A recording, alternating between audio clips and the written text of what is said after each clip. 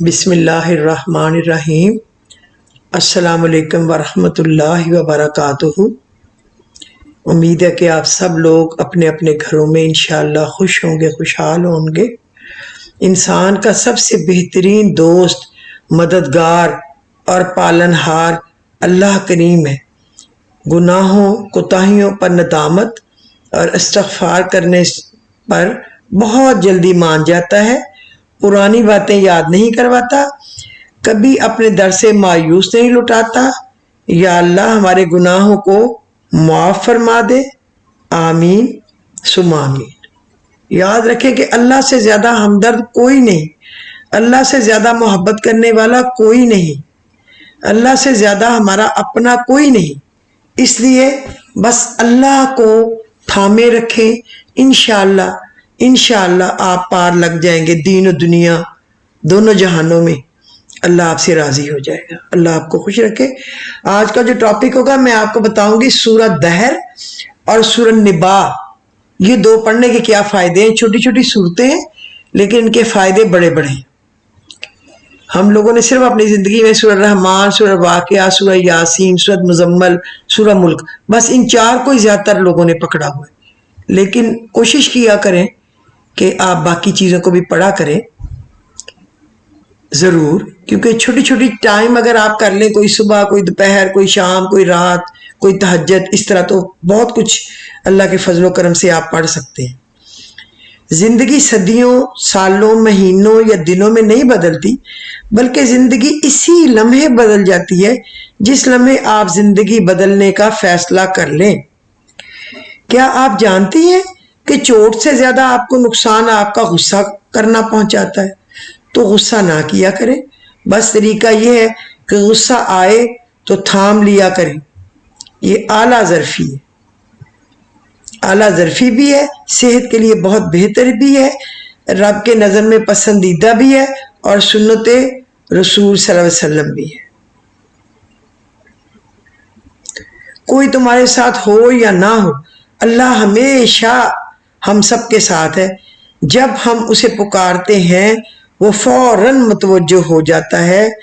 تو نماز چاشت جو ہے اس کو کبھی نہ بھولیں، یہ میں آپ کو ریمائنڈر دے رہی ہوں، اس کو لازمی آپ پڑھا کریں۔ وہ آپ کے 336 جو آپ کے ہے نا اعضاء، ان کا صدقہ ہے، جو کسی اور طریقے سے آپ اتنی شرائط پوری نہیں کر سکتے جس کا اتنا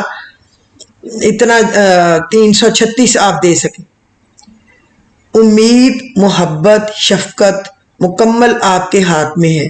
گھر میں غصے والے لوگوں کے ہونے سے جہاں ہمیں لگتا ہے کہ ان کے غصے کا بہت اثر ہوتا ہے، تو مت بھولیں کہ نرمی، محبت اور پیار کا اس سے گہرا اور لانگ لاسٹنگ امپیکٹ ہوتا ہے۔ غصے والے لوگوں کے ہونے کو اپنی غلطی کی حجت نہ بنائیں، آئیں، ہمت کریں اور اپنوں میں نرمی بانٹیں اور اپنے میں اخلاص پیدا کریں۔ اعمال قبول ہوں گے، اللہ تعالیٰ صرف اس عمل کو قبول فرماتا ہے جو صرف خالص اس کے لیے کیا جائے اور صرف اس کی رضامندی مقصود ہو۔ اللہ تعالیٰ کی مدد حاصل ہوتی ہے، اپنے کاموں میں ثابت قدمی نصیب ہوتی ہے، دل کے امراض کا علاج ہو جاتا ہے۔ دل کی سب سے بڑی بیماری نفاق ہے جو اخلاص کی ضد ہے۔ 3 چیزیں ایسی ہیں جس کی وجہ سے مسلمان کا دل دھوکہ نہیں کھا سکتا: اللہ کے لیے خالص عمل کرنا، مسلمانوں کے ائمہ کے ساتھ خیر خواہی کرنا، مسلمانوں کی جماعت کے ساتھ جڑ کر رہنا۔ بے شک دعا مانگنا اس کی حفاظت کرتا ہے۔ دنیاوی کام، کھانا پینا، شوہر بیوی کا تعلق وغیرہ بھی اخلاص کی وجہ سے نیک اعمال میں شامل ہو جاتے ہیں۔ صحابہ اکرام نے نبی اکرم صلی اللہ علیہ وسلم سے پوچھا تھا کہ اے اللہ کے رسول، ہم میں سے کوئی اپنی خواہش پوری کرتا ہے تو کیا اسے اس میں بھی اجر ملتا ہے؟ تو آپ نے فرمایا کہ بتاؤ، اگر وہ خواہش حرام جگہ پوری کرتا ہے تو کیا اس پر گناہ ہوتا ہے؟ شیطانی وسوسے عذاب سے کم نہیں ہوتے اور اس کا علاج اخلاص ہی ہے۔ ہم میں سے ہر ایک کی صورتحال مختلف ہے۔ ہر کام کو عبادت سمجھ کر کریں، مصیبت سمجھ کر نہ کریں۔ دعائیں قبول ہوتی ہیں، سختیاں دور ہونے لگتی ہیں، ان 3 لوگوں کا واقعہ جنہوں نے بارش کی وجہ سے غار میں پناہ لی، اچانک غار کا دروازہ بند ہو گیا اور وہ اس میں پھنس گئے۔ پھر انہوں نے اپنے خالص عمل کو وسیلہ بنایا۔ اخلاص سے دل میں ٹھنڈک آ جاتی ہے، فتنوں کے خطرات سے نجات اور سلامتی حاصل ہوتی ہے۔ جیسے کذالک لنصرف عنہ السوء والفحشاء انہ من عبادنا المخلصین، اس طرح ہوا تاکہ ہم اسے برائی اور بے حیائی کو ہٹا دیں، بے شک وہ ہمارے خالص کیے ہوئے بندوں میں سے تھا۔ حضرت یوسف کی 24 نمبر آیت ہے۔ ابن مبارک کہتے ہیں کتنے ہی عمل ایسے ہیں جو بہت معمولی ہوتے ہیں لیکن اخلاص کی وجہ سے بڑے ہو جاتے ہیں، اور کتنے عمل ایسے ہیں جو بہت بڑے ہوتے ہیں لیکن نیت اس کو حقیر بنا دیتی ہے۔ خالص نیت کی وجہ سے اس کام پر اجر مل جاتا ہے، چاہے وہ عمل چھوٹا ہو۔ کوشش کا بھی اجر ملتا ہے چاہے وہ عمل نہ بھی ہو پائے۔ جو شخص سچے دل سے اللہ سے شہادت کا سوال کرے، اللہ اسے شہداء کے مقام پر پہنچا دیتا ہے، چاہے وہ اپنے بستر پر ہی کیوں نہ فوت ہو۔ مخلص انسان سیلف ٹاک کر کے حسد سے باہر نکل آتا ہے اور اپنے کاموں میں بہتری کی کوشش کرتا ہے۔ جنت کا داخلہ اخلاص پر مبنی ہے۔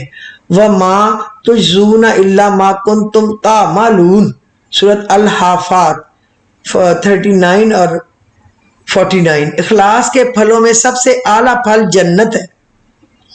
اے اللہ ہمارے تمام اعمال کو نیک بنا دے اور ہمارے اعمال کو خالص تیرے چہرے کے چاہنے کے لیے بنا دے، نہ ہی ہماری ذات، نہ ہی ہماری اولاد، نہ ہی شیطان کا ہمارے اعمال میں کوئی حصہ بنانا، اور رب العالمین ان تمام اعمال کو احسن طریقے سے قبول فرما لینا۔ آمین ثم آمین۔ اللہ تو بہت ہی بڑا ہے اور وہ قبول فرمانے والا ہے، اس کے سوا تو کوئی کسی چیز پہ بھی قادر نہیں۔ اگر قادر ہے تو صرف اللہ رب العزت ہی ہے۔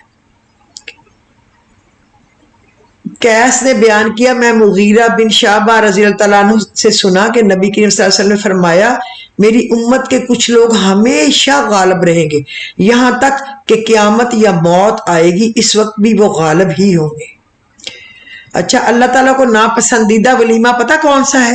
رسول اللہ صلی اللہ علیہ وسلم نے فرمایا، برا ولیمہ وہ ولیمہ ہے جس میں کھانے کے لیے صرف مالدار لوگ تو بلائے جائیں لیکن محتاج غریب لوگوں کو نہ بلایا جائے۔ جو لوگوں پر رحم کرتا ہے اللہ بھی اس پر رحم کرتا ہے۔ رسول اللہ صلی اللہ علیہ وسلم نے فرمایا، رحم کرو اور اللہ سے رحم پاؤ۔ حضرت علی نے فرمایا، تم کسی کے ساتھ بھلائی کرو اور تمہیں اس کا بدلہ برائی کی صورت میں ملے تو سمجھ لو کہ تمہاری نیکی قبول ہو گئی ہے۔ ایک 95 سالہ بزرگ کا لمبی عمر صحت کا راز، بابا جی نے فرمایا، بیٹا جو چیز بھی منہ میں ڈالو، چاہے پانی کا ایک قطرہ ہو یا چنے کا ایک دانہ، بسم اللہ پڑھ کر منہ میں داخل کرو، اللہ تعالیٰ اس میں سے نقصان کو نکال دیں گے، اور دل ہی دل میں اللہ کا شکر ادا کرو، اور کھانا کھانے کے بعد ہاتھ اٹھا کر اللہ تعالیٰ کا شکر ادا کرو، کبھی بیمار نہ پڑو گے اور لمبی عمر ملے۔ الحمدللہ علی کل حال پڑھو تاکہ اللہ کا شکر ادا ہو۔ درد کی دوا یقین والوں کے لیے میں آپ کو بتاتی ہوں، رسول اللہ نے فرمایا، عیادت کے لیے میرے پاس تشریف لائے، مجھے ایسا درد تھا کہ لگتا تھا کہ مار ہی ڈالتا۔ رسول اللہ صلی اللہ علیہ وسلم نے فرمایا، اپنے دائیں ہاتھ سے 7 مرتبہ درد کی جگہ چھو اور یہ دعا پڑھے، اعوذ بعزت اللہ و قوتی و سلطانی من شر ما آجدہ۔ میں نے ویسا ہی کیا اور اللہ تعالیٰ نے میری تکلیف دور کر دی، چنانچہ میں ہمیشہ اپنے گھر والوں کو اور دوسروں کو یہ دعا پڑھنے کا مشورہ دیتا ہوں۔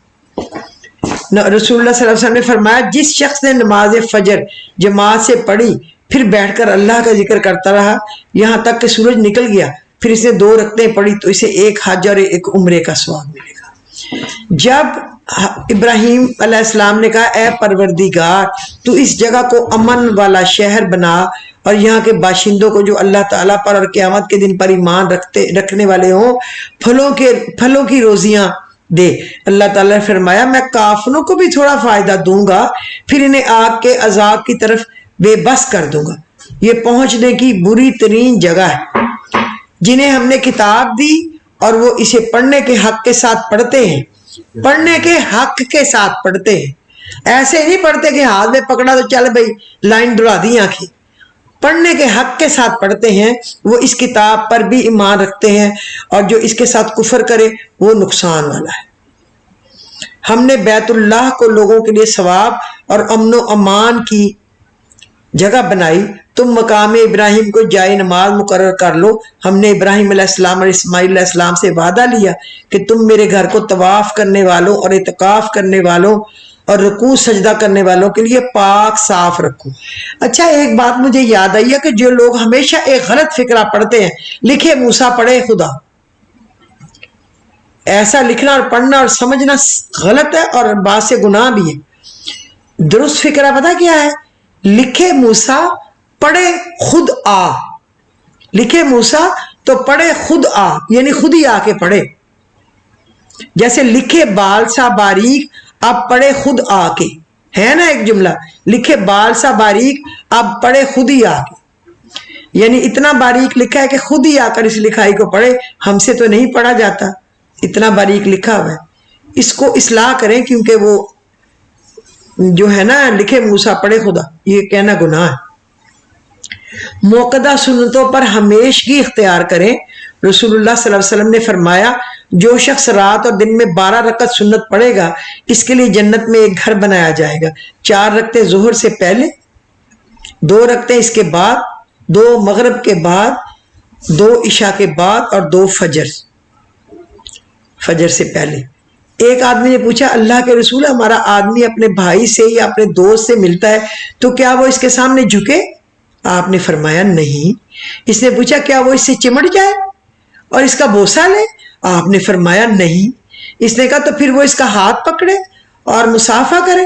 آپ نے فرمایا ہاں، بس اتنا ہی کافی ہے۔ بدترین آدمی رسول اللہ نے کہا، پتہ کون ہے؟ فرمایا، تم کو بدترین آدمی کے بارے میں نہ بتا دوں؟ یہ وہ آدمی ہے جس سے اللہ کا واسطہ دے کر مانگا جائے اور وہ نہ دے۔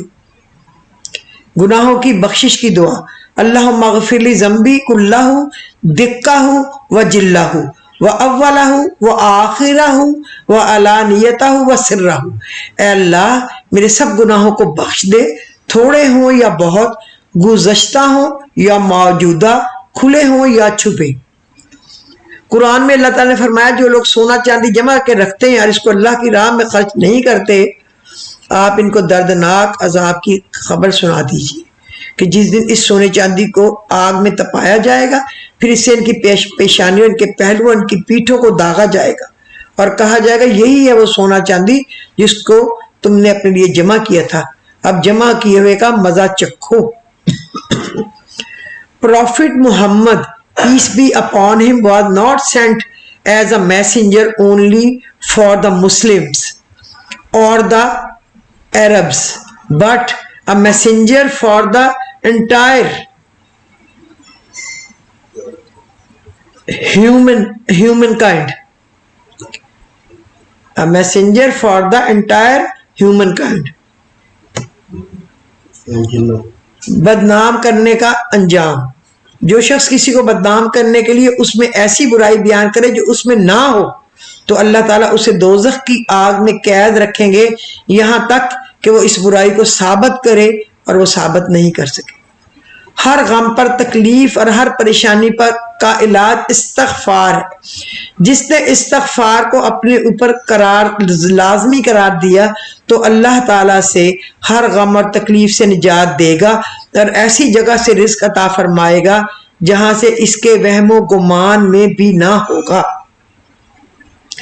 رسول اللہ صلی اللہ علیہ وسلم نے فرمایا، جس کی زندگی کے آخری الفاظ لا الہ الا اللہ ہوئے وہ جنت میں داخل ہو۔ لیکن دیکھیں، لا الہ الا اللہ کے الفاظ تو اسی کے ہوں گے نا جو ہوش حواس میں فوت ہو، جو بیچارہ بے ہوشی میں چلا گیا، جیسے کسی کو برین ہیمریج ہو گیا، اس کو تو ہوش ہی نہیں ہے، اللہ جانے وہ کب فوت ہوگا، 1 دن بعد، 2 دن بعد، 2 سال بعد، 1 سال بعد، تو وہ تو بیچارہ معافی بھی نہیں مانگ سکے گا۔ اور جس کو فالج ہو گیا،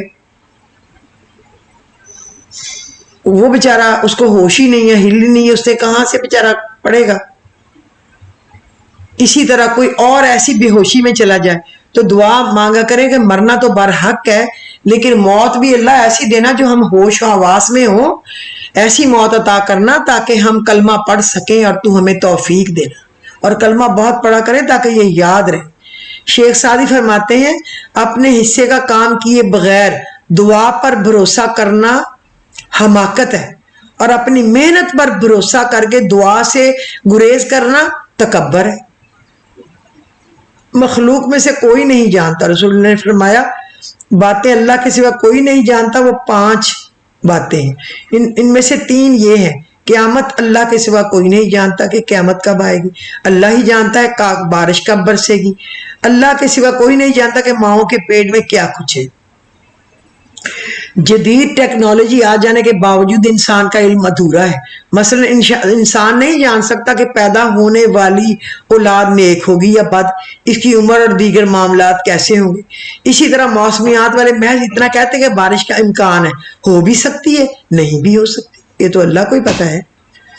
یہ اِنَّا أَنزَلْنَا إِلَيْكَ الْكِتَابَ بِالْحَقِّ فَاعْبُدُوا اللَّهَ مُخْلِصًا لَهُ الدِّينَ، یہ کتاب ہم نے تمہاری طرف حق پر نازل کی ہے، لہٰذا تم اللہ ہی کی بندگی کرو اور دین کو اسی کے لیے خالص کرتے رہو۔ یہ ہیں ہمارے فرائض، یہ ہیں ہمارے لیے سمجھانے کی باتیں جو ہم کریں۔ اچھا، اب میں آپ کو بتاتی ہوں کہ سورہ دہر، حضور پاک صلی اللہ علیہ وسلم نے فرمایا سورہ دہر کا بدلہ جنت ہے، اور جنت میں ریشمی لباس اللہ تعالیٰ جل شانہ کے ذمے ہوگا جو سورہ دہر پڑھے گا۔ یہ سورت فراخی رزق کے لیے بہت اچھی ہے، لہٰذا جو شخص اس کو خوب پڑھے کثرت سے جتنا وہ اس کی ہمت ہو، یہ کہنا کہ اتنا پڑھے یا اتنا پڑھے یہ بھی زیادتی ہے۔ کسی بندے سے تو 2-3 دفعہ مشکل سے پڑھا جاتا ہے، کئی 100 دفعہ بھی پڑھ سکتا ہے۔ لہٰذا جتنی اس کی ہمت طاقت ہے، خوشی اور معنی اور مطلب سمجھ کے پڑھے، اس کے رزق میں اللہ پاک غیب سے فراخی کا سامان پیدا کر دے گا، اور حسب منشا دولت ملنے کے ذرائع پیدا ہو جائیں گے، اور اس کے دل کی مرادیں جو ہیں وہ پوری ہو جائیں گی۔ اس صورت کو پڑھنے سے میاں بیوی میں بھی محبت پیدا ہوتی ہے، اس لیے اگر بیوی اس صورت کو روزانہ پڑھے اور پانی پہ دم کر کے خود بھی پیے اور اپنے میاں کو بھی پلائے تو وہ ایک دوسرے کی محبت میں مبتلا رہیں گے، اور ان کے گھر میں سکون رہے گا۔ یہ صورت ظالم حکمران سے ظلم کے نجات پانے کے لیے بھی بہت اچھی ہے۔ جو شخص اس کو پڑھتا رہے گا اس کو ظالم حکمران سے نجات ملے گی۔ اور یہ پائلز، بواسیر جو ہے نا، خونی آبادی، اس کے لیے بھی بہت مجرب ہے۔ اس کو روزانہ پڑھیں 17 دفعہ اور پانی پہ دم کے پیئیں تو اس مرض کا علاج ہے، بواسیر کا۔ اگر کوئی شخص کسی کو تنگ کرتا ہے اس سے چھٹکارا پانے کے لیے سورت کی آیت نمبر 23 اور 24 کو 3 تسبیحاں پڑھے 13 دن تک، انشاءاللہ تعالی وہ شخص جو تنگ کر رہا ہے اس کو اللہ پاک ہدایت دے دے گا یا اس کا دھیان بدلا دے گا۔ بہرحال آپ کے لیے بہتری کی صورتحال پیدا ہو جائے گی۔ اب ہم آتے ہیں سورۃ نبا۔ اس صورت میں اللہ تعالیٰ نے قیامت اور آخرت کی خبر دی ہے، اس لیے اسے سورۃ نبا کہا جاتا ہے۔ حضرت ابی بن کعب رضی اللہ تعالیٰ عنہ سے روایت ہے، حضور صلی اللہ علیہ وسلم نے فرمایا جس شخص نے سورۃ نبا پڑھی قیامت کے دن اللہ اس کو شراب طہور پلائے گا۔ حضور صلی اللہ علیہ وسلم نے جب لوگوں کے سامنے قیامت کا تذکرہ کیا تو وہ گھبرا کر ایک دوسرے سے پوچھنے لگے یہ کیا بات لائے ہیں؟ اس پر منکرین قیامت پر حجت قائم کی گئی ہے، وہ موت کے بعد کی زندگی کو ثابت کیا گیا ہے، جنت و جہنم کا تذکرہ ہے اور اللہ تعالیٰ کی عظیم نعمتوں کا بیان ہے۔ اسے فضیلت کی راتوں میں کثرت سے پڑھنے سے دل میں خشیت اور خوف الہی پیدا ہوتا ہے۔ ایک بزرگ کا قول ہے کہ جو شخص اس صورت کو ہر نماز بعد ایک دفعہ پڑھنے کا معمول بنا لے، اس کی آنکھوں کی بینائی اللہ کی رحمت سے کبھی بھی نہ زائل ہوگی اور نہ کم ہوگی۔ اگر کسی مقام پر موذی جانور رہتے ہیں تو اس صورت کو 11 مرتبہ پڑھ کر پانی پر دم کر کے اس جگہ پر چھڑکاؤ کرے، انشاءاللہ موذی جانور وہاں سے چلے جائیں گے۔ جو شخص چاہتا ہے کہ اس کی خامیاں اور کوتاہیاں دور ہو جائیں، وہ ایک اچھا انسان بن جائے، جو گھٹیا انسان ہو وہ یہ سوچے تو 5 وقت کی نماز پابندی سے پڑھنے لگے اور غفلت عصمت کا پاسبان بن جائے، نہ کہ عصمت کا لٹیرا، عزت کا لٹیرا۔ روزہ حج زکوٰۃ جیسے اہم فرائض کو خوش اسلوبی سے سر انجام دے تو لوگوں سے جو وعدہ کرے اسے پورا کرے، تو اس شخص کو چاہیے کہ سورۃ نبا کو روزانہ ایک مرتبہ پڑھنے کا معمول بنا لے اور پڑھتا ہی جائے، تو اللہ کی مہربانی اس انسان میں موجودہ خوبیاں پیدا ہو جائیں گی اور دنیا اور آخرت میں اچھے انسان کی حیثیت سے رہے گا۔ اس صورت کو عصر کی نماز کے بعد ایک مرتبہ پڑھنا دل میں نور ایمان پیدا کرتا ہے اور خدا کے فضل سے خاتمہ بالایمان ہوگا اور مرتبہ کلمہ نصیب ہوگا، اور اس صورت کے عمل کو بے پناہ عزت ملے گی اور اس کی نظر آنکھوں کی ہمیشہ تیز رہے گی۔ یہ ان دو صورتوں کے فوائد ہیں، اور یہ صورتیں بس ایسی ہیں کہ آپ 2 سے 3 منٹ میں پڑھ لیں، تو میرے خیال میں ریکویسٹ ہی کر سکتی ہوں کہ آپ اس کی عادت بنا لیں پڑھنے کی، کوئی کسی وقت پڑھ لیا کریں، کوئی کسی وقت پڑھ لیا کریں، تاکہ توجہ اور دھیان سے آپ پڑھ سکیں، تو اللہ تعالیٰ تو قبول فرمانے والا ہے۔ تو میرا خیال آج کے دن کے لیے یہ کافی ہے۔ اگر آپ کو پسند آیا ہو تو اس کو شیئر اور لائک کر دیں، اور اگر کسی نے سبسکرائب نہیں کیا اور وہ کرنا چاہے تو وہ اس کو میری باتیں پسند آئی ہوں پھر ہی وہ سبسکرائب کرے گا نا، ایویں اس نے بیچارے نے اپنا وقت ضائع تو نہیں کرنا۔ اگر پسند آئے تو وہ سبسکرائب کر کے کچھ نہ کچھ لوگوں کو سینڈ کر دیا کرے، تاکہ ان لوگوں کے دل میں بھی یہ باتیں جو ہیں ان کا شوق پیدا ہو۔ تو پھر مجھے اجازت دیجیے، خدا حافظ۔